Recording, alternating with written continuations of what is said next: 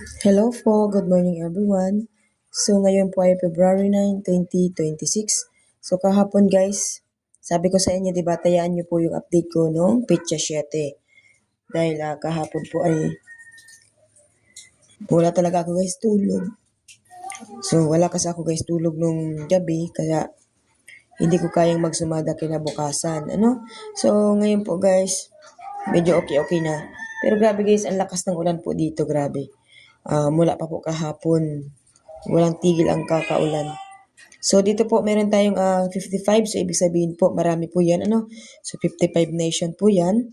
So meron po tayong update ng steel ng Quezon City, Batangas, Rizal, Laguna, Quezon Province, Cavite, Pampanga, Tarlac, Antique, Occidental Mindoro, Quirino, Aklan, Isabela, Oriental Mindoro, Capiz, Abram, Nueva Ecija, La Union, Ifugao, Baguio, Nueva Vizcaya, Apayao, Ilocos Sur, Benguet, Aurora, Camarines Sur at Romblon. Ayan, maraming salamat po sa mga nag-share po lagi ng ating pong mga videos. Ayan, so dito naman po sa kabila, meron po tayong Taguig, Sorsogon, Negros Occidental, Zambales, Kalinga, Caloocan, Angeles, ayan. So sana po merong manalo. Sa birthday kasi ngayon ng anak ko. So 12 years old na po yung isa kong anak, kaya sana swerte tayo ngayong araw para meron po sa akin mag-PM at magbigay ng balato, di ba?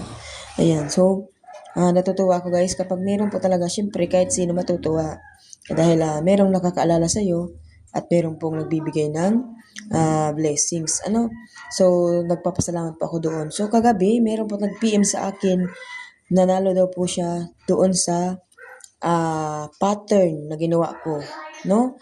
So yung pattern kasi ngayon guys, legit naman talaga yun. Kaso nga lang, di ba, dalawa yung pares niyang numero at depende po yan sa labas ng ligaw natin. So dapat meron tayong ligaw na kopya.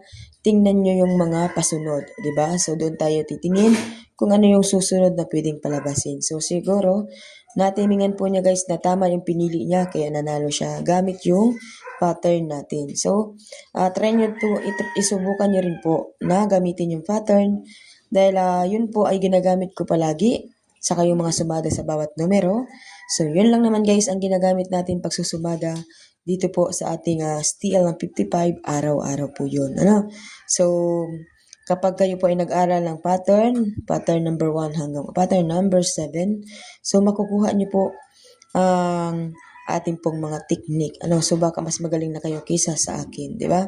So may mga kanya-kanya po tayong diskarte sa paano po magsumada. So ito po guys ay diskarte ko.